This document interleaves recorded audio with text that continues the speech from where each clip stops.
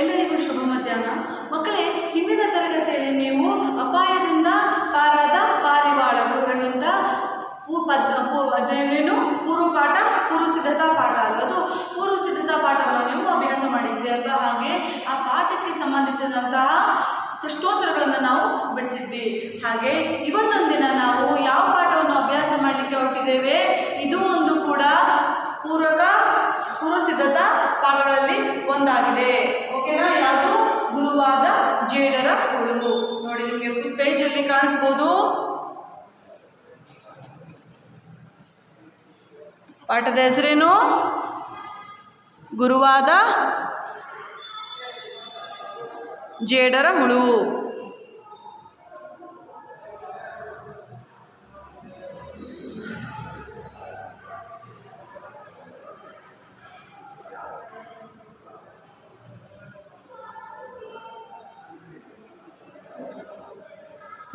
ಕಾಣಿಸ್ತಾ ಇದೆ ಅಲ್ವಾ?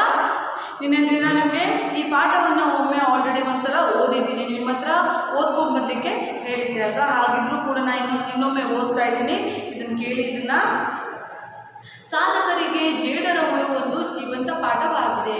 ಸಹನೆ ಮತ್ತು ಪ್ರಯತ್ನಶೀಲತೆಗೆ ಜೇಡರ ಹುಳು ಒಂದು ಆದರ್ಶ. ಬಲೆ ನಿರ್ಮಿಸುವ ಕೆಲಸದಲ್ಲಿ ಅದು ಹಲವು ಬಾರಿ ಸೋಲುತ್ತದೆ, ನೆಲಕ್ಕೆ ಉರುಳುತ್ತವೆ. ಆದರೆ ಅದು ಸದ್ದಿಲ್ಲದೆ ತನ್ನ ಪ್ರಯತ್ನವನ್ನು ಸಹನೆಯಿಂದ ಮುಂದುವರಿಸುತ್ತದೆ.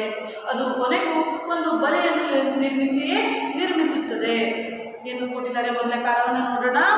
ಸಾಧಕರಿಗೆ ಅಂದರೆ ಸಾಧನೆಯನ್ನ ಮಾಡುವವರಿಗೆ ಜೇಡರ ಹುಳು ಅಂದ್ರೆ ಗೊತ್ತುಂಟಲ್ಲ ನಿಮಗೆ. ಇಂಗ್ಲಿಷಲ್ಲಿ ಏನಂತ ಹೇಳ್ತಾರೆ? ಸ್ಪೈಡರ್ ಅಲ್ವಾ. ಜೇಡರ ಹುಳು ಇದು ಒಂದು ಜೀವಂತ ಪಾಠವಾಗಿದೆ. ನಿಮಗೆ ಚಿತ್ರದಲ್ಲಿ ಕಾಣಬಹುದು. ಜೇಡರ ಹುಳು ಅಂದರೆ ಯಾವ ರೀತಿಯಲ್ಲಿ ಇರುತ್ತೆ ಅಂತ ಹೇಳಿ ನಿಮ್ಗೆ ಚಿತ್ರದಲ್ಲಿ ನೋಡ್ಬೋದು, ಹೌದಲ್ವಾ? ಒಂದು ಜೀವಂತ ಪಾಠ ಅಂದರೆ ಜೀವವಿರುವಂತಹ ಒಂದು ಪರ್ಸನ್ ಅಲ್ವಾ, ಅಂದರೆ ಹುಳ. ಆ ಹುಳನೇ ಒಂದು ನಮಗೆ ಕಣ್ಣಿಗೆ ಕಾಣುವಂತಹ ಒಂದು ಪಾಠವಾಗಿದೆ. ಅದನ್ನು ನೋಡಿಕೊಂಡು ನಾವು ಕಲಿಬಹುದಾಗಿದೆ. ಯಾರಿಗೆ ಪಾಠ? ಅದು ಸಾಧಕರಿಗೆ, ಅಂದರೆ ಸಾಧನೆಯನ್ನ ಮಾಡುವವರಿಗೆ. ಓಕೆನಾ? ಸಹನೆ ಮತ್ತು ಪ್ರಯತ್ನಶೀಲತೆಗೆ ಜೇಡರ ಹುಳು ಒಂದು ಆದರ್ಶ. ಸಹನೆ ಅಂದ್ರೇನು? ತಾಳ್ಮೆಯಿಂದ ಇರುವಂಥದ್ದು. ಸಹನೆ, ತಾಳ್ಮೆ ಹೇಳುವಂಥ ಅರ್ಥವನ್ನು ಕೊಡುತ್ತೆ. ಅಂದರೆ ಇಂಗ್ಲೀಷಲ್ಲಿ ಪೇಷನ್ಸ್ ಅಲ್ವಾ. ಸೊ ಪೇಷನ್ಸ್, ಸಹನೆಯಿಂದ ಮತ್ತು ಪ್ರಯತ್ನಶೀಲತೆಗೆ ಅಂದರೆ ತುಂಬ ಸತತವಾಗಿ ಪ್ರಯತ್ನ ಮಾಡುವವರಿಗೆ. ಓಕೆನಾ? ಜೇಡರ ಹುಳು ಒಂದು ಆದರ್ಶ ಜೀವಂತ ಪ್ರಾಣಿಯಾಗಿದೆ. ಹೌದಾ? ಬಲೆ ನಿರ್ಮಿಸುವ ಕೆಲಸದಲ್ಲಿ, ಇದು ಬಲೆಯನ್ನು ಹೆಣೆಯುತ್ತಲ್ವಾ ಜೇಡರ ಹುಳು. ನೋಡಿ ಯಾವ ರೀತಿ ಬಲೆಯನ್ನು ಹೆಣೆಯುತ್ತದೆ ಚಿತ್ರದಲ್ಲಿ ನೋಡ್ಬೋದು. ಆ ಕೆಲಸದಲ್ಲಿ ಅದು ಹಲವು ಬಾರಿ ಸೋಲುತ್ತದೆ. ತುಂಬಾ ಸಲ ಸೋಲುತ್ತಂತೆ. ಅದು ಎಷ್ಟೋ ಸಲ ಇದು ಮಾಡ್ತಾ ಇರ್ತೀವಿ, ಜೇಡರ ಹುಳು ಬಲೆಯನ್ನು ಕಟ್ತಾ ಇರುತ್ತೆ. ಹಾಗೆ ಏನಾಗುತ್ತೆ? ಅದು ಬಿದ್ದು ಹೋಗುತ್ತೆ, ಮತ್ತೆ ಹತ್ತಿ ಬರುತ್ತೆ, ಅದು ಆಮೇಲೆ ತುಂಡಾಗುತ್ತೆ. ಎಷ್ಟು ಸಾರಿ ಸೋತ್ರೂ ಕೂಡ ನೆಲಕ್ಕೆ ಉಳುತ್ತೆ, ಬಿದ್ದು ಹೋಗುತ್ತೆ, ನೆಲಕ್ಕೆ ಬೀಳುತ್ತೆ. ಆದರೂ ಕೂಡ ಏನು ಮಾಡುತ್ತೆ? ಸದ್ದಿಲ್ಲದೆ, ಸೌಂಡೇ ಮಾಡಲ್ಲ, ಕೋಪ ಮಾಡ್ಕೊಳ್ಳಲ್ಲ, ಸಹನೆಯನ್ನ ಕಳೆದುಕೊಳ್ಳಲ್ಲ. ಸದ್ದಿಲ್ಲದೆ ತನ್ನ ಪ್ರಯತ್ನವನ್ನು ಸಹನೆಯಿಂದ ಮುಂದುವರಿಸುತ್ತದೆ. ಮತ್ತೆ ಮೇಲೆ ಹತ್ತಿ ಮತ್ತೆ ಅದನ್ನ ಮುಂದುವರಿಸುತ್ತೆ ತನ್ನ ಕೆಲಸವನ್ನ. ಯಾವತ್ತೂ ಅದನ್ನ ನಿಲ್ಲಿಸಲ್ಲ. ಓಕೆನಾ? ಅದು ಕೊನೆಗೆ ಏನು ಮಾಡುತ್ತೆ? ಇಲ್ಲಿ ತನಕ ನಿಲ್ಲಿಸಲ್ಲ ಅಂತಂದ್ರೆ ಬಲೆಯನ್ನು ನಿರ್ಮಿಸುವ ತನಕ ಅದು ತನ್ನ ಕೆಲಸವನ್ನ, ತನ್ನ ಸಹನೆಯನ್ನ ಅದು ಕಳೆದುಕೊಳ್ಳೋದಿಲ್ಲ, ಪ್ರಯತ್ನವನ್ನ ಬಿಡೋದಿಲ್ಲ. ಓಕೆನಾ? ಇದೊಂದು ಪ್ಯಾರ ಅರ್ಥ ಆಯ್ತು ಅಂತ ಅನ್ಕೋತೀನಿ. ಮುಂದೊಂದು ಪ್ಯಾರ ನೋಡೋಣ. ಒಬ್ಬ ರಾಜ, ಕತೆ ಕೊಟ್ಟಿದ್ದಾರೆ ನೋಡಿ. ಒಬ್ಬ ರಾಜ ಯುದ್ಧದಲ್ಲಿ ಹಲವು ಬಾರಿ ವೈರಿಗಳಿಂದ ಸೋತು ಹೋಗ್ತಾನಂತೆ. ಒಬ್ಬ ರಾಜ ಏನು ಮಾಡ್ತಾನೆ? ಯುದ್ಧ ಮಾಡಿಕೊಂಡು ತುಂಬ ಯುದ್ಧ ಮಾಡ್ತಾನಂತೆ, ಹಲವು ಬಾರಿ ಯುದ್ಧ ಮಾಡ್ತಾನೆ. ಆ ಎಲ್ಲ ಬಾರಿಯಲ್ಲೂ ಏನಾಗುತ್ತೆ? ಅವನು ವೈರಿಗಳಿಂದ, ಅಂದರೆ ವೈರಿ ಅಂತಂದರೆ ಶತ್ರು, ಅಂದರೆ ಆಪೋಸಿಟ್ ಇರೋರು, ಟೀಮಲ್ಲಿರೋರು, ಅಂದರೆ ಯಾರ ಜೊತೆ ಫೈಟ್ ಮಾಡ್ತಿದ್ದೀರಲ್ಲ ಅವರ ಆಪೋಸಿಟ್ ಇರೋರು ಅಲ್ವಾ. ಸೊ ವೈರಿಗಳು, ಶತ್ರುಗಳಿಂದ ಏನು ಮಾಡ್ತಾನಂತೆ? ಅವನು ಸೋತು ಹೋಗ್ತಾನಂತೆ. ವಿನ್ ಆಗಲ್ಲ, ಅವನು ಸೋತು ಹೋಗ್ತಾನೆ. ಸೋತಂತಹ ಆತ ನಿರಾಶನಾಗ್ತಾನೆ, ತುಂಬ ಬೇಜಾರಾಗ್ಬಿಡುತ್ತೆ ಅವನಿಗೆ. ಹಾಗೆ ಸುಮ್ಮನೆ ಬೇಜಾರು ಮಾಡ್ಕೊಂಡು ಹೀಗೆ ಸುಮ್ಮನೆ ಕೂತ್ಕೊಂಡಿದ್ದಾಗ ಅವನ ಕಣ್ಣಿಗೆ ಒಂದು ಜೇಡರ ಹುಳು ಕಾಣಿಸ್ಕೊಳ್ಳುತ್ತೆ. ಹೀಗೆ ಸುಮ್ಮನೆ ಕೂತ್ಕೊಂಡಿದ್ದಾಗ, ಗೋಡೆ ಮೇಲ್ಗಡೆ ಕೂತ್ಕೊಂಡಿದ್ದಾಗ ಜೇಡರ ಹುಳು ಕಾಣಿಸುತ್ತಂತೆ. ಓಕೆನಾ? ಆತ ಅದನ್ನು ಗಮನವಿರಿಸಿ ನೋಡಿದನ. ಆತನ್ನೇ ನೋಡ್ತಾ ಕೂತ್ಕೋತಾನೆ. ಏನಾಗುತ್ತೆ ಮುಂದೆ? ಜೇಡರ ಹುಳು ತನ್ನ ಬಲೆ ರಚಿಸುವ ಕಾರ್ಯದಲ್ಲಿ ಹಲವು ಬಾರಿ ಸೋಲಿತು. ಅವನು ನೋಡ್ತಾ ಇರ್ತಾನೆ ಜೇಡರ ಹುಳು ಏನು ಮಾಡ್ತಿದೆ ಅಂತ. ಅದನ್ನೇ ಅಬ್ಸರ್ವ್ ಮಾಡ್ತಾ ಇರ್ತಾನೆ. ಅದೇನು ಮಾಡುತ್ತೆ, ಕಟ್ತಾ ಇರುತ್ತೆ, ಸ್ಕಿಪ್ ಆಗಿ ಕೆಳಗಡೆ ಬೀಳುತ್ತೆ, ಮತ್ತೆ ಹತ್ಕೊಂಡು ಹೋಗಿ ಮತ್ತೆ ಕಟ್ಟಕ್ಕೆ ಸ್ಟಾರ್ಟ್ ಮಾಡುತ್ತೆ. ಹೀಗೆ ಹಲವು ಬಾರಿ ಏನಾಗುತ್ತೆ, ಸಾರಿ ಸೋಲುತ್ತೆ ಅದು ಅಂತಂದರೆ ಮತ್ತೆ ಬೀಳುತ್ತೆ, ಮತ್ತೆ ಹತ್ತುತ್ತೆ, ಮತ್ತೆ ಬೀಳುತ್ತೆ, ಮತ್ತೆ ಹತ್ತುತ್ತೆ. ಓಕೆನಾ, ಸೋತು ನೆಲಕ್ಕೆ ಬೀಳುತ್ತೆ, ಸೋತು ನೆಲಕ್ಕೆ ಬೀಳುತ್ತೆ. ಆದರೂ ಕೂಡ ಏನು ಮಾಡುತ್ತೆ, ಅದು ಸದ್ದಿಲ್ಲದೆ, ಅದು ಸೌಂಡೇ ಇಲ್ಲದೆ, ಶಬ್ದನೇ ಮಾಡದೇನೆ ಮೆಲ್ಲನೆ ಹೋಗುತ್ತೆ, ನಿಧಾನವಾಗಿ ಹೋಗುತ್ತೆ. ಸಹನೆಯನ್ನು ಕಳೆದುಕೊಳ್ಳುವುದಿಲ್ಲ, ಪೇಷನ್ಸನ್ನು ಯಾವತ್ತೂ ತಾಳ್ಮೆಯನ್ನು ಕಳೆದುಕೊಳ್ಳೋದಿಲ್ಲ, ಬಿಡಲಿಲ್ಲ, ಪ್ರಯತ್ನವನ್ನು ಕೂಡ ಬಿಡಲಿಲ್ಲ, ಒಂದು ಸ್ವಲ್ಪ ರೆಸ್ಟ್ ಕೂಡ ಮಾಡಿಲ್ಲ. ನೀವು ಒಂದು ಸ್ವಲ್ಪ ಹೊತ್ತು ನೋಡ್ತೀರಾ ಅಲ್ವಾ, ಯಾವುದಾದ್ರು ಕೆಲಸ ಮಾಡ್ಬೋದು, ಏನು ಸರಿಯಾಗಲ್ಲ ಹೋಗೋಚಿಗೆ ಬಿಡು ಅಂತಕೊಂಡು ನೀವು ಗೊತ್ತಾಗ್ಬಿಟ್ಟು ಹೋಗ್ಬಿಡ್ತೀರಲ್ಲ. ಯಾವುದಾದ್ರು ಕೆಲಸ, ಯಾವುದಾದ್ರು ನಿಮಗೆ ಕಷ್ಟ ಆಯಿತು ಅಂದಾಗ, ಯಾವುದೇ ಒಂದು ಸಬ್ಜೆಕ್ಟ್ ಇರ್ಬೋದು, ನಿಮಗೆ ಇಷ್ಟ ಎಷ್ಟು ಓದಿದ್ರು ತಲೆಗೆ ಹೋಗ್ತಾ ಇಲ್ಲ ಅಂದಾಗ ಏನು ಮಾಡ್ತೀರಾ, ಬುಕ್ಸ್ ತೆಗೆದು ಬದಿಗೆ ಬೇರೆ ಸಬ್ಜೆಕ್ಟ್ ಎತ್ಕೊಳ್ತೀರಾ, ಹೌದಲ್ವಾ? ಅದು ಯಾಕೆ ಅರ್ಥ ಆಗ್ತಿಲ್ಲ ನಿಮಗೆ, ಆ ಸಬ್ಜೆಕ್ಟ್ ಯಾಕೆ ಅರ್ಥ ಆಗ್ತಿಲ್ಲ, ಆ ಪಾಠ ನಿಮಗೆ ಯಾಕೆ ಅರ್ಥ ಆಗ್ತಿಲ್ಲ ಅನ್ನೋದು ಏನು ಮಾಡ್ತೀರಾ ನೀವು, ಅದನ್ನೇ ಯೋಚನೆ ಮಾಡಲ್ಲ. ಇದು ಸಬ್ಜೆಕ್ಟೇ ಟಫ್ ಇದೆ, ಸಬ್ಜೆಕ್ಟ್ ಏನಿದೆ ತುಂಬ ಕಷ್ಟ ಇದೆ, ಅರ್ಥನೇ ಆಗಲ್ಲ, ನನಗೆ ಅಲ್ಲ ಯಾರಿಗೂ ಅರ್ಥ ಆಗಲ್ಲ ಅಂತ ಹೇಳ್ಕೊಂಡು ನಿಮಗೆ ನೀವೇ ಸಮಾಧಾನ ಮಾಡ್ಕೊಂಡು ಏನು ಮಾಡ್ತೀರಾ, ನೀವು ಆ ಬುಕ್ಸನ್ನು ತೆಗೆದು ಬದಿಗೆ ಇಟ್ಬಿಡ್ತೀರಾ. ಯಾವತ್ತೂ ಏನು ಮಾಡ್ಬಾರ್ದು, ಸಹನೆಯನ್ನು ಕಳ್ಕೊಬಾರ್ದು. ಅರ್ಥ ಆಗಿಲ್ವಾ, ಇನ್ನೊಮ್ಮೆ ಓದಿ, ಮತ್ತೊಮ್ಮೆ ಓದಿ, ಮಗದೊಮ್ಮೆ ಓದಿ. ಓಕೆನಾ, ನೋಡಿ ಸಹನೆಯನ್ನು ಕಳ್ಕೊಳ್ಳಿಲ್ಲ ಜೇಡುಗಳು, ರಾಜ ಅದನ್ನೇ ನೋಡ್ತಾ ಇದ್ದಾನೆ. ಪ್ರಯತ್ನ ಕೂಡ ಬಿಡಲಿಲ್ಲ, ಪ್ರಯತ್ನ ಮಾಡೋದನ್ನ ಅದು ಬಿಟ್ಟಿಲ್ಲ. ಓಕೆನಾ, ಮರಳಿ ಯತ್ನವ ಮಾಡು ಎಂಬಂತೆ ಆ ಜೇಡರುಗಳು ಎಡೆಬಿಡದೆ ಪ್ರಯತ್ನಿಸಿ ಕೊನೆಗೆ ಬಲೆಯೊಂದನ್ನು ನೇಯ್ದೇ ಬಿಟ್ಟಿದ್ದು. ಮರಳಿ ಯತ್ನವ ಮಾಡಿ, ಒಂದ್ಸಲ ಸೋತ್ರ ಇನ್ನೊಮ್ಮೆ ಟ್ರೈ ಮಾಡಿ, ಇನ್ನೊಂದ್ಸಲ ಸೋತ್ರ ಇನ್ನೊಮ್ಮೆ ಟ್ರೈ ಮಾಡು, ಮರಳಿ ಪುನಃ ಯತ್ನ ಅಂದರೆ ಪ್ರಯತ್ನವನ್ನ ಮಾಡು ಹೇಳುವಂಥ ಒಂದು ಗಾದೆ ಅಂತೆ. ಆ ಜೇಡರುಗಳು ಏನು ಮಾಡ್ತು, ಎಡೆ ಬಿಡದೆ ಅಂದರೆ ಒಂದು ಚೂರು ಟೈಮನ್ನು ವೇಸ್ಟ್ ಮಾಡದೆ ಪ್ರಯತ್ನ ಮಾಡಿ ಕೊನೆಗೆ ಏನಾಗುತ್ತೆ, ಬಲೆಯೊಂದನ್ನು, ಸುಂದರವಾದಂತಹ ಬಲೆಯೊಂದನ್ನು ನೇಯ್ದು ಬಿಡ್ತು, ರೆಡಿ ಮಾಡಿಬಿಡ್ತು. ಓಕೆನಾ, ಅದು ತನ್ನ ಪ್ರಪಂಚದಲ್ಲಿ ಸಫಲತೆ ಪಡೆಯುವವರೆಗೂ ಸುಮ್ಮನಾಗಲ್ಲ. ನಿಮಗೆ ಒಂದು ಎಕ್ಸಾಂಪಲ್ ಕೊಡೋಣ ಅಂತಂದರೆ, ನಿಮ್ಮ ಮನೆಯಲ್ಲಿ ಏನಾಗುತ್ತೆ, ಜೇಡರ ಬಲೆಯನ್ನು ನೀವು ನೋಡಿರ್ತೀರ, ಎಲ್ಲಾದರೂ ನೀವು ಕಂಡ್ರೆ ಏನು ಮಾಡ್ತೀರಿ, ಪೊರ್ಕೆನ ಹಾಕಿ ಅದನ್ನೆಲ್ಲ ನೀರು ಮಾಡ್ತೀರಾ. ಒಂದು 4 ದಿವಸದಲ್ಲಿ ಮತ್ತೆ ಬರುತ್ತೆ. ಯಾಕೆ ಬರುತ್ತೆ, ನೀವೇನಾದರೂ ಮನೆ ಕಟ್ಟಿರ್ತೀರ, ಯಾರಾದರೂ ಮನೆಯನ್ನು ಹೊಡೆದಾಕ್ರಿ ಅಂತಂದರೆ ನೀವೇನು ಮಾಡ್ತೀರಾ, ಬೇಜಾರು ಮಾಡ್ಕೊಂಡು ಹೊಡೆದಾಕ್ದವ್ರನ್ನ ಹೊಡಿಲಿಕ್ಕೆ ಹೋಗ್ತೀರಾ ಹೊತ್ತು ಮನೆ ಅದು ಕಟ್ಟೋದು ಬೇಜಾರು ಅವರಿಗೆ ಒಬ್ಬ ಇದೇನು ಸುಮ್ಮನೆ ಕಟ್ಟಕ್ಕೆ ಹೋಗ್ತೀರಾ. ನೀವು ಅದೇ ಜಾಗದಲ್ಲಿ 1 ಸಲ ಕಟ್ತೀರಾ, 2 ಸಲ ಕಟ್ತೀರಾ, 3ನೇ ಸಲ ಕಟ್ತೀರಾ ಅಂತ ಹೇಳಿ ಅಂದ್ಕೊಳ್ಳಿ. ನೀವು ಪದೇ ಪದೇ ಮಾಡಿದಾಗೆ ಪದೇ ಪದೇ ಕಟ್ಟುವಂಥ ಒಂದು ಸಹನೆ ಅಥವಾ ಪ್ರಯತ್ನ ನೀವು ಯಾವತ್ತೂ ಮಾಡಲ್ಲ. ಸಹನೆ ಹೇಳುವಂಥದ್ದು ನಿಮ್ಮಲ್ಲಿ ಮನುಷ್ಯರಲ್ಲಿ ಇರೋಕ್ಕೆ ಸಾಧ್ಯ ಇಲ್ಲ. ಕೆಲವರಲ್ಲಿ ಇರುತ್ತೆ, ಕೆಲವರಲ್ಲಿ ಇರಲ್ಲ. ಓಕೆನಾ, ಸೊ ಅದನ್ನೇ ಹೇಳ್ತಾ ಇದ್ದಾರೆ. ಆದರೆ ಜೇಡರುಗಳು ಆ ಥರ ಅಲ್ಲ. ನಾವು ಎಷ್ಟೇ ಸಲ ಪೊರ್ಕೆ ಹಾಕಿ ಎಲ್ಲ ಕ್ಲೀನ್ ಮಾಡಿದ್ವಿ ಅಂತ ತಿಳ್ಕೊಳ್ಳಿ, 2 ದಿವಸಕ್ಕೆ ಮತ್ತೆ ಅಲ್ಲೇ ಜಾಗದಲ್ಲಿ ಕಟ್ಟತ್ತೆ ಇತ್ತು. ಇನ್ಯಾವುದೋ ಒಂದು ಪ್ಲೇಸಲ್ಲಿ ಚಂದ ಮಾಡಿ ಬಲೆಯನ್ನು ಹೆಣೆಯುತ್ತಲ್ವ, ಅದು ಜೇಡರುಗಳು. ಕೊನೆಗೇನಾದರೂ ಎಡೆ ಬಿಡದೆ ಕೊನೆಗೆ ಬಲೆಯೊಂದನ್ನು ನೇಯ್ದೇ ಬಿಟ್ಟಿತ್ತು. ಅದು ತನ್ನ ಪ್ರಯತ್ನದಲ್ಲಿ, ತಾನು ಮಾಡುವಂತಹ ಪ್ರಯತ್ನದಲ್ಲಿ ಸಫಲತೆ ಪಡೆಯುವವರೆಗೂ, ಅಂದರೆ ತನ್ನ ಪ್ರಯತ್ನ ಸಫಲವಾಗುವವರೆಗೂ, ಅಂದರೆ ಉತ್ತಮ ಕರೆಕ್ಟಾಗಿ ಆಗುವವರೆಗೂ, ಆ ಕೆಲಸವನ್ನು ಪರ್ಫೆಕ್ಟಾಗಿ ಮಾಡುವವರೆಗೂ ಅದು ಸುಮ್ಮನೆ ಕೂತ್ಕೊಳ್ಳೋದಿಲ್ಲ. ಯಾವುದು, ಜೇಡರುಗಳು. ಅರ್ಥ ಆಯ್ತಾ ನಿಮಗೆ? ಸೊ ನೆಕ್ಸ್ಟ್ ಪ್ಯಾರಾಕ್ಕೆ ಹೋಗೋಣ.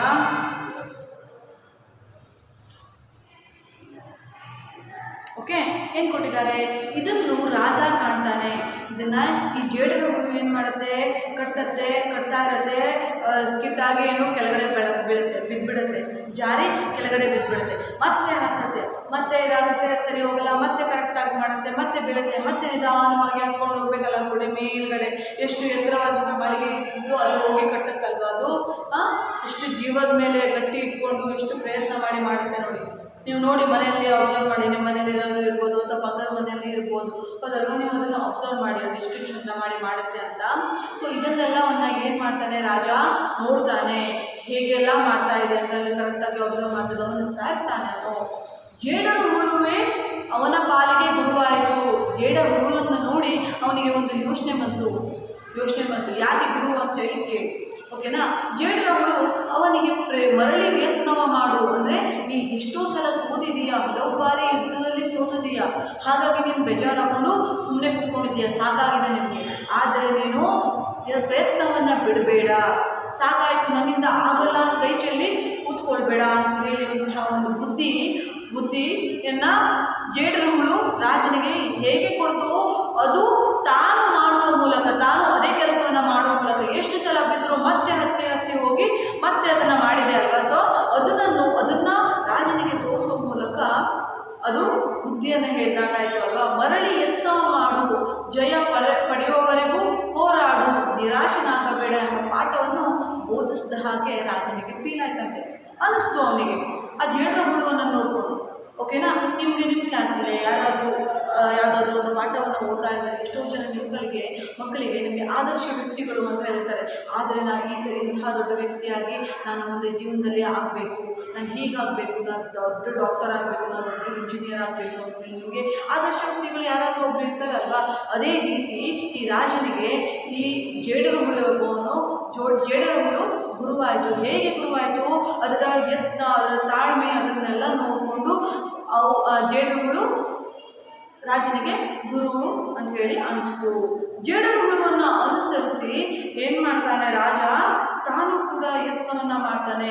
ಮತ್ತೆ ವೈರಿಗಳನ್ನು ಎದುರಿಸ್ತಾ ಹೋಗ್ತಾನೆ. ಸೋದರೂ ಕೂಡ ಅವನು ಸುಮ್ಮನೆ ಕೂರೋದಿಲ್ಲ. ಮತ್ತೆ ಹೋರಾಡ್ತಾನೆ, ವೈರಿಗಳನ್ನು ಎದುರಿಸ್ತಾನೆ, ಶತ್ರುಗಳನ್ನು ಎದುರಿಸ್ತಾನೆ, ಅವರುಗಳ ವಿರುದ್ಧ ಯುದ್ಧವನ್ನು ಮಾಡ್ತಾನೆ.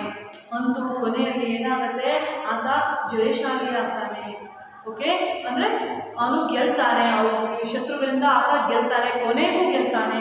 ಓಕೆನಾ. ಜೇಡರಹುಳುವಿಗೆ ಆ ರಾಜ ಕೃತಜ್ಞನಾಗ್ತಾನೆ. ಜೇಡರಹುಳುಗೆ ಅವನೇನು ಮಾಡ್ತಾನೋ, ನನಗೆ ಕೃತಜ್ಞತೆಗಳು, ನಮಸ್ಕಾರ, ಥ್ಯಾಂಕ್ ಯು ಸೋ ಮಚ್ ಅಂತ ಹೇಳಿ ಹೇಳ್ತಾನೆ. ಅಂದರೆ ಈ ಪಾಠದ ಅರ್ಥ ನೀವು ತಿಳ್ಕೊಳ್ಬೇಕು. ಕಲಿಯೋರಿಗೆ, ಅಂದರೆ ಓದೋರಿಗೆ ಅಥವಾ ಕಲಿಯೋರಿಗೆ ಎಲ್ಲೆಲ್ಲೂ ಗುರುಗಳಿರ್ತಾನೆ. ಒಳ್ಳೆಯ ವ್ಯಕ್ತಿಗಳನ್ನು ನೀವು ಅನುಸರಿಸಿ, ಒಳ್ಳೆಯ ಬುದ್ಧಿಯನ್ನು ನೀವು ಅನುಸರಿಸ್ಕೊಳ್ಳಿ. ಅವರು ಯಾವುದಾದ್ರೂ ಒಳ್ಳೆಯ ವ್ಯಕ್ತಿ, ಒಳ್ಳೆ ಕೆಲಸ ಮಾಡ್ತಿದ್ದಾರೆ ಅಂತ ನೀವು ಅದಕ್ಕೆ ಕೈ ಜೋಡಿಸಿ ಸಾಧ್ಯವಾದಂತಹ ಒಳ್ಳೆಯ ಕೆಲಸಗಳನ್ನ ನೀವು ಮಾಡಿ. ಎಲ್ಲೆಲ್ಲೂ ಕಲಿಯೋರಿಗೆ ಎಲ್ಲೆಲ್ಲೂ ಗುರುಗಳಿರ್ತಾನೆ. ಸ್ಕೂಲಿಗೆ ಬಂದರೆ ನಿಮಗೆ ಟೀಚರ್ ಇದು ಮಾಡ್ತಾರೆ, ಕೆಲವರು ನಿಮ್ಮ ಮಕ್ಕಳು, ನಿಮ್ಮ ಫ್ರೆಂಡ್ಸ್ ಇರ್ತಾರೆ, ಸ್ನೇಹಿತರೊಂದಿಗೆ ನೀವು ಪಾಠಗಳನ್ನು ಒಳ್ಳೊಳ್ಳೆ ನಿಮ್ಗೆ ಅರ್ಥ ಆಗಿರೋದು ಅವ್ರ ಹತ್ರ ಕೇಳ್ಕೊಂಡು ಅವರು ಗುರುವಾಗಿರ್ತಾರೆ. ಹೌದಾ. ಮನೆಗೆ ಹೋದರೆ ಅಪ್ಪ ಅಮ್ಮನ ಹತ್ರ ಕೇಳ್ಕೊಳ್ಬೋದು, ನೀವು ಅಕ್ಕನ ಹತ್ರ, ತಂಗಿ ಹತ್ರ, ಯಾರ ಹತ್ರ ಕಲಿಬೋದು. ಹೊಲ ಗದ್ದೆಗಳಲ್ಲಿ ಕೆಲಸ ಮಾಡುವ ರೈತನಿಂದ ನೀವು ವಿದ್ಯೆಗಳನ್ನು ಕಲಿಬೋದು, ಹೇಗೆ ಹೊಲವನ್ನು ಬೆಳಿಬೋದು ಇದನ್ನು ಅಂತ ಹೇಳಿ. ಪ್ರತಿಯೊಬ್ಬ ವ್ಯಕ್ತಿಯಲ್ಲೂ ಅವ್ರದ್ದೇ ಆದಂಥ ಒಂದು ಗುಣ, ಬುದ್ಧಿ, ವಿದ್ಯೆಗಳು ಇದ್ದೇ ಇರುತ್ತೆ. ಸೊ ನಾವು ಅದನ್ನು ಕಂಡುಕೊಳ್ಬೇಕು. ಆ ಒಳ್ಳೆ ವಿದ್ಯೆಗಳನ್ನ, ಒಳ್ಳೆ ಬುದ್ಧಿಯನ್ನು ನಾವು ಅವರಿಂದ ಕಲ್ತ್ಕೋಬೇಕು. ಹಾಗಾಗಿ ಪ್ರತಿಯೊಬ್ಬರು ಕೂಡ ನಮಗೆ ಎಲ್ಲರೂ ಗುರುಗಳೇ ಆಗಿರ್ತಾರೆ. ನಾವು ಅವರಿಂದ ಒಳ್ಳೆ ವಿದ್ಯೆಯನ್ನು ಕಲಿಬೇಕು. ಓಕೆನಾ. ಎಲ್ಲೆಲ್ಲೂ ನಮಗೆ ಪಾಠ ಹೇಳುವಂತಹ ಘಟನೆಗಳು ನಡೆಯುತ್ತವೆ. ಎಲ್ಲ ಕಡೆಗೂ ನಮಗೆ ಪಾಠವನ್ನು ಕಲಿತಾ ಇರ್ತೀವಿ. ಪ್ರತಿಯೊಬ್ಬ ವ್ಯಕ್ತಿಯು ಕಲಿತು ಮುಗಿದು ಹೇಳುವಂಥದ್ದು ಯಾರಿಗೂ ಇರಲ್ಲ, ಹೌದಲ್ವಾ. ಎಲ್ಲರೂ ಸರ್ವಜ್ಞ ಆಗೋಕ್ಕೆ ಸಾಧ್ಯ ಇಲ್ಲ ಅಲ್ವಾ. ಎಲ್ಲರೂ ಬಲ್ಲವನು ಸಾಧ್ಯವೇ ಇಲ್ಲ. ವಿದ್ಯೆ ಹೇಳುವಂಥದ್ದು ಮುಗಿಯದ ಸಂಪತ್ತು ಅಂತ ಹೇಳ್ಬೋದಲ್ವಾ. ಎಡೆಬಿಡದೆ ಪ್ರಯತ್ನವನ್ನು ಸಾಧಿಸಿದರೆ, ಅಂದರೆ ನಾವು ಸೋತರೂ ಕೂಡ ಅದಕ್ಕೆ ನಿರಾಶನಾಗದೆ ನಾವು ಕಂಟಿನ್ಯೂಸ್ಲಿ, ಓಕೆನಾ, ಪ್ರಯತ್ನವನ್ನು ಮಾಡ್ತಾ ಹೋದರೆ ಏನಾಗುತ್ತೆ, ಸಾಧ್ಯವಾದದ್ದು ಯಾವುದೂ ಇಲ್ಲ. ಗಾದೆ ಇದೆಲ್ಲ ಸಾಧಿಸಿದರೆ ಸಬಳ ನುಂಗಬಹುದಂತೆ ಅಂತೇಳಿ. ಸಾಧ್ಯವಾದದ್ದು ಯಾವುದೂ ಇಲ್ಲ. ಕೆಲವರು ಮಕ್ಕಳು ಹೇಳ್ಬೋದು, ಮಿಸ್ ನನಗೆ ಆನ್ಲೈನ್ ಕ್ಲಾಸಸ್, ನಾನು ನೇಟಿವಲ್ಲಿದ್ದೀನಿ, ನಂಗೆ ನೆಟ್ವರ್ಕ್ ಬರಲ್ಲ, ಮಿಸ್ ನನಗೆ ಮೊಬೈಲ್ ಇಲ್ಲ. ಸಾಧ್ಯವಾದರೆ ನಿಮಗೆ ಯಾವುದಾದ್ರೂ ಒಂದು ಪ್ರಯತ್ನದಲ್ಲಿ ನೀವು ಏನು ಮಾಡ್ಬೋದು, ಮೊಬೈಲನ್ನು ಯೂಸ್ ಮಾಡ್ಬೋದು. ನೆಟ್ವರ್ಕ್ ಇಲ್ವಾ, ಸಿಮ್ ಪ್ರಾಬ್ಲಮ್, ಇಂಟರ್ನೆಟ್ ಪ್ರಾಬ್ಲಮ್ ಇದೆಯಾ, ಬೇರೆ ಸಿಮ್ಮನ್ನು ಯೂಸ್ ಮಾಡ್ಬೋದು. ನಿಮ್ಮ ಜಾಗದಲ್ಲಿ, ನಿಮ್ಮ ಸ್ಥಳದಲ್ಲಿ, ನಿಮ್ಮ ಪ್ಲೇಸಲ್ಲಿ ಯಾವ ನೆಟ್ವರ್ಕು ಚಲೋ ಬರುತ್ತೋ ಅದನ್ನು ತಗೊಂಡು ನೀವು ಬಳಸ್ಬೋದು, ಹೌದಲ್ವಾ. ಹಾಗೆ ಮಿಸ್ ನನಗೆ ಅರ್ಥ ಆಗಿಲ್ವಾ, ನೀವು ಅರ್ಥ ಆಗಿಲ್ಲ ನನಗೆ ಈ ಪಾಠ ಅರ್ಥ ಆಗಿಲ್ಲ ಅಂತ ಹೇಳಿ ಸುಮ್ಮನೆ ಕೂತ್ಕೊಂಡಿದ್ರೆ ಅದು ಅರ್ಥ ಆಗುತ್ತಾ? ಯಾಕೆ ಅರ್ಥ ಆಗ್ತಿಲ್ಲ, ಎಲ್ಲ ಅರ್ಥ ಆಗ್ತಿಲ್ಲ ಅನ್ನೋದನ್ನು ನೀವು ಮಿಸ್ ಹತ್ರ ಮತ್ತೊಂದ್ಸಲ ಕೇಳಿ. ನಿಮ್ಗೆ ಅರ್ಥ ಆಗಿಲ್ಲ ಇನ್ನೊಮ್ಮೆ ಕೇಳಿ. ಅವಾಗ ಏನಾಗುತ್ತೆ, ಮಿಸ್ ಹೇಳ್ತಾರಲ್ವ, ಯಾಕೆ ಎಲ್ಲ ಅರ್ಥ ಆಗಿಲ್ಲ, ನನಗೆ ಏನು ಅರ್ಥ ಆಗಿಲ್ಲ ಹೇಳೋದನ್ನು ತಿಳ್ಕೊಳ್ಳಿ. ಮಿಸ್ ಹತ್ರ ಇಲ್ಲ, ನಿಮಗೆ ಯಾರ ಹತ್ರ ಆದರೂ ಕೇಳಿ, ಯಾರಿಗೆ ಗೊತ್ತಿದೆಯೋ ಅವ್ರ ಹತ್ರ ಕೇಳಿಕೊಂಡು ನೀವು ತಿಳ್ಕೊಳ್ಬೇಕು. ಮೊದಲೇ ಏನು, ನಿಮಗೆ ಕಲಿಯುವಂಥ ಒಂದು ಆಸೆ ಇರಬೇಕು, ಹುಮ್ಮಸ್ಸು ಇರಬೇಕು. ನಾನು ಇದನ್ನು ಕಲ್ತ್ಕೋಬೇಕು, ನನಗೆಲ್ಲ ತುಂಬ ಕಲ್ತ್ಕೊಳ್ಬೇಕು, ನಾನು ಅದನ್ನು ಕಲಿಬೇಕು, ಇದನ್ನು ಕಲಿಬೇಕು ಹೇಳುವಂಥ ಆಸೆಯನ್ನು ಮನಸ್ಸಲ್ಲಿ ಮೊದಲನೇದಾಗಿ ಇರಬೇಕು. ಅಂದರೆ ಮಾತ್ರ ಏನಾಗುತ್ತೆ, ನಿಮಗೆ ಚೆನ್ನಾಗಿ ನೀವು ಕಲ್ತ್ಕೊಳ್ಳಿಕ್ಕೆ ಸಾಧ್ಯ ಆಗುತ್ತೆ. ಗಾದೆ ಮಾತು ಇದೆ ನೋಡಿ, ಸಾಧಿಸಿದರೆ, ಅಂದರೆ ಸಾಧನೆಯನ್ನು ಮಾಡೋದೇ ಆದರೆ, ನೀವು ಸಾಧನೆ ಮಾಡ್ತೀವಿ ಅಂತ ಹೇಳೋದಾದರೆ ಏನನ್ನು ನುಂಗೋದು ಅಂತಂದರೆ ಈ ಥರ ನುಂಗೋದು. ಯಾವುದನ್ನ? ಸಬಳ. ಸಬಳ ಅಂದ್ರೇನು? ಬ್ರ್ಯಾಕೆಟಲ್ಲಿ ಕೊಟ್ಟಿದ್ದಾರೆ ನೋಡಿ. ಸಬಳ ಅಂದರೆ ಕಬ್ಬಿಣದ ಹಾರೆ, ಅಂದರೆ ಕಬ್ಬಿಣದ ಹಾರೆ ಅಂದರೆ ಗೊತ್ತುಂಟಲ್ಲ ನಿಮಗೆ? ಹಾರೆಯನ್ನೇ ನಾವು ನುಂಗೋದಂತೆ ಸಾಧನೆ ಮಾಡಿದ್ರೆ.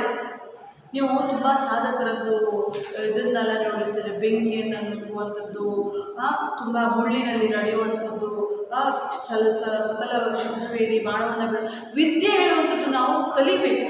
ಯಾವುದೇ ಒಂದು ವಿದ್ಯೆ ಆಗಿರ್ಬೋದು, ಕಲಿದೆ ನಾವು ಏನೂ ಬರಲ್ಲ, ಪ್ರಯತ್ನ ಮಾಡಿದೆ ನಾವು ಏನೂ ಬರಲ್ಲ, ಹೌದಲ್ವಾ? ಓದಬೇಕು, ಜಾಸ್ತಿ ಓದಬೇಕು, ಅರ್ಥ ಮಾಡ್ಕೊಳ್ಬೇಕು. ಬರೀ ಓದೋದು ಬರೆಯೋದು, ಬರೀ ಪುಸ್ತಕ ಅಂತಲ್ಲ.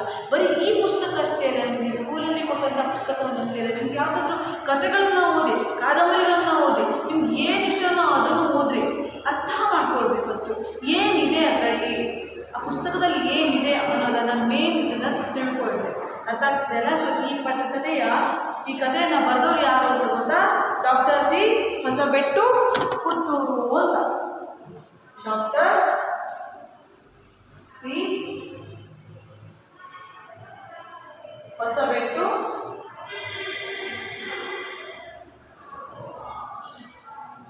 ಪುತ್ತೂರಿನವರಿದ್ರು. ಸೊ ಹಾಗಾಗಿ ಇಲ್ಲಿ ಪುತ್ತೂರು ಅಂತ ಹೇಳಿ ಮಾಡಿದ್ದಾರೆ. ಓಕೆನಾ? ಸೊ ಹಾಗಾದರೆ ಈ ಪಾಠದ ನೀತಿ ಏನು ಅಂತ ಹೇಳಾಯ್ತು. ಲಾಸ್ಟ್ ಕೊಟ್ಟಿದ್ದಾರೆ ನೋಡಿ, ನೀವು ನೋಡಬೇಕು. ಸತತ ಪ್ರಯತ್ನವೇ ಗೆಲುವಿನ ಗುಟ್ಟು. ಸತತ ಪ್ರಯತ್ನವೇ ಗೆಲುವಿನ ಗುಟ್ಟು. ಮಕ್ಕಳೇ, ಇದೊಂದೇ ಕಥೆಯಲ್ಲ, ಹಲವಾರು ಕಥೆಗಳು ಇದಕ್ಕೆ ಸಂಬಂಧಪಟ್ಟಂತೆ, ಸಾಧನೆಗೆ ಸಂಬಂಧಪಟ್ಟಂತೆ, ವಿದ್ಯೆಗೆ ಸಂಬಂಧಪಟ್ಟಂತೆ ನೀವು ಓದಿರ್ತೀರಾ. ಓದ್ರಿ, ಗೊತ್ತಿಲ್ಲ ಅಂತಂದರೆ ಓದ್ಕೊಳ್ರಿ. ಓಕೆನಾ? ಇನ್ನೊಮ್ಮೆ ಯಾವ ಕ್ಲಾಸಲ್ಲಿ ಟೈಮ್ ಫ್ರೀ ಇರುತ್ತಲ್ಲ ಆ ಟೈಮಲ್ಲಿ ಇದಕ್ಕೆ ಸಂಬಂಧಪಟ್ಟಂತೆ ಕೆಲವು ಕಥೆಗಳನ್ನು ನಿಮಗೆ ಹೇಳೋ ಮೂಲಕ ನಿಮಗೆ ಪಾಠವನ್ನು ಪ್ರಾರಂಭಿಸ್ತೀನಿ.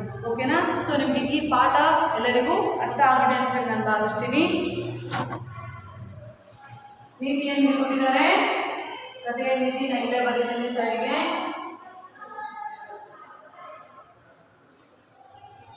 ಸತತ ಪ್ರಯತ್ನವೇ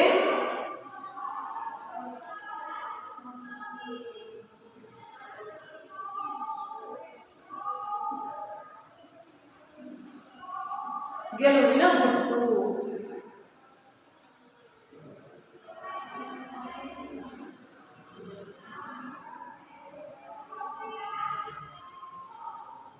ಗೆಲುವಿನ ಗುಟ್ಟು. ಓಕೆನಾ? ಸೊ ಈ ಪಾಠಕ್ಕೆ ಸಂಬಂಧಪಟ್ಟಂತೆ ನಾವು ಪ್ರಶ್ನೆಗಳನ್ನು ನೋಡೋಣ. ಸ್ವಲ್ಪ ಪ್ರಶ್ನೆಗಳನ್ನ ನಿಮಗೆ ಹೇಳ್ತೀನಿ, ನಾಳೆ ದಿನ ನಿಮಗೆ ಬರ್ಸ್ಕೊಡ್ತೀನಿ. ಇವಾಗ ನೋಡೋಣ. ಜೇಡರ ಹುಳು ಯಾವ ಗುಣಗಳಿಗೆ ಆದರ್ಶವಾಗಿದೆ? ಜೇಡರ ಹುಳು ಯಾವ ಗುಣಗಳಿಗೆ ಆದರ್ಶವಾಗಿದೆ? ಸಹನೆ ಮತ್ತು ಪ್ರಯತ್ನಶೀಲತೆಗೆ ಜೇಡರ ಹುಳು ಒಂದು ಆದರ್ಶವಾಗಿದೆ. ನೋಡಿ, ಕಾಣಿಸ್ತಾ ಇದೆ ನಿಮಗೆ. ಪ್ರಶ್ನೆಗಳನ್ನು ನೋಡ್ಬೋದು ನೀವು. ಜೇಡರ ಹುಳು ಯಾವ ಗುಣಗಳಿಗೆ ಆದರ್ಶವಾಗಿದೆ? ಹೌದಲ್ವಾ? ಜೇಡರ ಹುಳು ಸಹನೆ ಮತ್ತು ಪ್ರಯತ್ನಶೀಲತೆಗೆ ಮೊದಲನೇ ಲೈನಲ್ಲಿದೆ ನೋಡ್ರಿ. ಮೊದಲನೇ ಲೈನಲ್ಲಿದೆ ನೋಡ್ರಿ.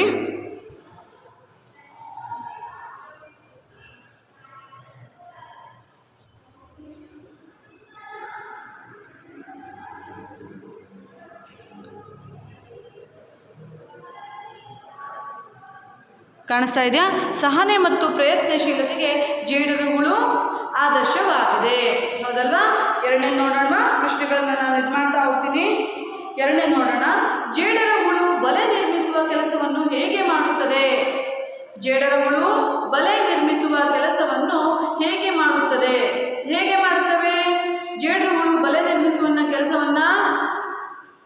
ಏನಂತ ಕೊಟ್ಟಿದ್ದಾರೆ? ಜೇಡರ ಹುಳು ಬಲೆ ನಿರ್ಮಿಸುವ ಕೆಲಸವನ್ನು ಸದ್ದಿಲ್ಲದೆ ತನ್ನ ಪ್ರಯತ್ನವನ್ನು ಸಹನೆಯಿಂದ ಮಾಡುತ್ತದೆ ಅಲ್ವಾ?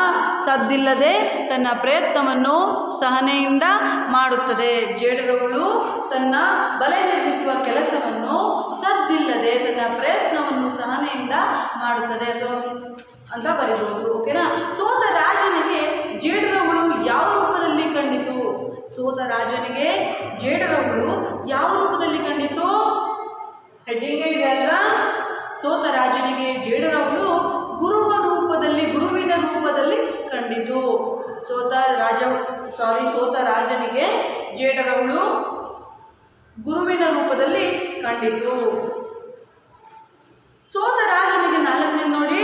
ಸೋತ ರಾಜನಿಗೆ ಸೋತ ರಾಜನಿಗೆ ಜೇಡರ ಹುಳು ಏನೆಂದು ಬೋಧಿಸಿದಂತಾಯಿತು? ಏನಂತ ಬೋಧನೆ ಮಾಡಿದಂಗಾಯ್ತು ಸೋತ ರಾಜನಿಗೆ? ಮರಳಿ ಯತ್ನವ ಮಾಡು, ಜಯ ಪಡೆಯುವವರೆಗೂ ಹೋರಾಡು, ನಿರಾಶನಾಗಬೇಡ ಎಂದು ಬೋಧಿಸಿದಂತಾಯಿತು. ಸೋತ ರಾಜನಿಗೆ ಜೇಡರ ಹುಳು ಮರಳಿ ಯತ್ನವ ಮಾಡು, ಜಯ ಪಡೆಯುವವರೆಗೂ ಹೋರಾಡು, ನಿರಾಶನಾಗಬೇಡ ಎಂದು ಬೋಧಿಸಿದಂತೆ ಆಯಿತು. ಓಕೆನಾ? 5 ನೋಡೋಣ. ಸೋತ ರಾಜನು ಜೇಡರ ಹುಳುವಿಗೆ ಏಕೆ ಕೃತಜ್ಞನಾದನು? ಸೋತ ರಾಜನು ಜೇಡರ ಹುಳುವಿಗೆ ಏಕೆ ಕೃತಜ್ಞನಾದನು? ಸೋತ ರಾಜನು ಮರಳಿ ಯತ್ನವನ್ನು ಮಾಡುವ ಮೂಲಕ ಯುದ್ಧದಲ್ಲಿ ಗೆದ್ದಿದ್ದರಿಂದ ವೈರಿಗಳನ್ನು ಎದುರಿಸಿ ಗೆದ್ದಿದ್ದರಿಂದ ಜೇಡರ ಹುಳುವಿಗೆ ಆತ ಕೃತಜ್ಞನಾದ. ಓಕೆನಾ? ಹಾಗೆ ಆಗಲೇ ನೋಡಿ, ಕಲಿಯುವವರು ಗುರುಗಳನ್ನು ಎಲ್ಲಿ ಕಂಡುಕೊಳ್ಳುತ್ತಾರೆ? ಕಲಿಯುವವರು ಗುರುಗಳನ್ನು ಎಲ್ಲೆಲ್ಲಿಯೂ ಎಲ್ಲ ಕಡೆ ಕಂಡುಕೊಳ್ಳುತ್ತಾರೆ, ಎಲ್ಲೆಲ್ಲೂ ಕಂಡುಕೊಳ್ಳುತ್ತಾರೆ ಅಥವಾ ಎಲ್ಲ ಕಡೆ ಕಂಡುಕೊಳ್ಳುತ್ತಾರೆ ಅಂತ ಹೇಳಿ ಕಲಿಬಹುದು. ಓಕೆನಾ? ಸೊ 7ನೇದು ಏನು ಕೊಟ್ಟಿದ್ದಾರೆ? ಗುರುವಾದ ಜೇಡರ ಹುಳು ಕಥೆಯಲ್ಲಿ ಬಳಕೆಯಾಗಿರುವ ಗಾದೆ ಮಾತು ಯಾವುದು? ಗುರುವಾದ ಜೇಡರ ಹುಳು ಕಥೆಯಲ್ಲಿ ಬಳಕೆಯಾಗಿರುವ ಗಾದೆ ಮಾತು ಯಾವುದು? ಯಾವುದು ಗಾದೆ ಮಾತು? ಸತತ ಪ್ರಯತ್ನವೇ ಗೆಲುವಿನ ಗುಟ್ಟು. ನೀತಿಕತೆ ಯಾವುದು? ಬಳಕೆಯಾಗಿರುವ ಗಾದೆ ಮಾತಿದು ಇದಲ್ಲ. ಗಾದೆ ಮಾತು ಸಾಧಿಸಿದರೆ ಸಂಬಳ. ಲಾಸ್ಟ್ ಲೈನಲ್ಲಿ ಕೊಟ್ಟಿದ್ದಾರೆ ನೋಡಿ, ಕಾಣಿಸ್ತಾ ಇದೆಯಾ? ಗುರುವಾದ ಜೇಡರ ಹುಳು ಕಥೆಯಲ್ಲಿ ಬಳಕೆಯಾಗಿರುವ ಗಾದೆ ಮಾತು ಬೇರೆ, ನೀತಿಕತೆ ಬೇರೆ. ನೀತಿಕತೆ ಅಂತ ಬಂದಾಗ ಇದನ್ನು ಬರೀಬೇಕು. ಗಾದೆ ಮಾತು ಬಂದಾಗ ಏನು ಕೊಟ್ಟಿದ್ದಾರೆ ಇಲ್ಲಿ? ಸಾಧಿಸಿದರೆ ಸಬಳ ನುಂಗಬಹುದಂತೆ. ಸಾಧಿಸಿದರೆ ಸಬಳ ಬ್ರಾಕೆಟ್ ಒಳಗೆ ಕಬ್ಬಿಣದ ಹಾರೆ ನುಂಗಬಹುದಂತೆ ಹೇಳುವಂಥದ್ದು ಇದು ಗಾದೆ ಮಾತು. ಓಕೆನಾ? ನೆಕ್ಸ್ಟ್, ಗುರುವಾದ ಜೇಡರ ಹುಳು ಕಥೆಯಿಂದ ಯಾವ ನೀತಿ ಕಲಿಯುವಿರಿ? ಗುರುವಾದ ಜೇಡರ ಹುಳು ಕಥೆಯಿಂದ ಯಾವ ನೀತಿಯನ್ನು ಕಲಿತಿದ್ದೀರಿ? ಸತತ ಪ್ರಯತ್ನವೇ ಗೆಲುವಿನ ಗುಟ್ಟು. ಸತತ ಪ್ರಯತ್ನವೇ ಗೆಲುವಿನ ಗುಟ್ಟು. ಮಕ್ಕಳಾಗಿದ್ರೆ ಈ ಪಾಠ ಇವತ್ತಿಗೆ ಮುಗೀತು ಅಂತ ಹೇಳಾಯ್ತಲ್ವಾ? ಸೊ ಮುಂದಿನ ಭಾಗದಲ್ಲಿ ಮುಂದಿನ ಪಾಠವನ್ನು ನಾವು ಅಭ್ಯಾಸ ಮಾಡೋಣ. ಈ ಪ್ರಶ್ನೋತ್ತರ ನಿಮಗೆ ಎಲ್ಲರಿಗೂ ಅರ್ಥ ಆಗಿದೆ ಅಂತ ಹೇಳಿ ಅನ್ಕೋತೀನಿ. ಈ ಪಾಠ ಮತ್ತು ಪ್ರಶ್ನೋತ್ತರ ಯಾರಿಗಾದ್ರೂ ಏನಾದರೂ ಡೌಟ್ಸ್ ಇದೆ ಅಂತಂದರೆ ನೀವು ಕೇಳ್ಬೋದು. 1 ನಿಮಿಷ. ಇದರ ಪ್ರಶ್ನೋತ್ತರಗಳನ್ನ ನಾನು ಏನು ಮಾಡ್ತೀನಿ ಅಂತಂದರೆ, ಮುಂದಿನ ತರಗತಿಯಲ್ಲಿ ಏನು ಮಾಡ್ತೀನಿ, ಪ್ರಶ್ನೋತ್ತರಗಳನ್ನ ಬೋರ್ಡಲ್ಲಿ ಬರಿತೀನಿ, ನೀವು ಅದನ್ನು ಬರ್ಕೊಳ್ಬೋದು. ಓಕೆನಾ?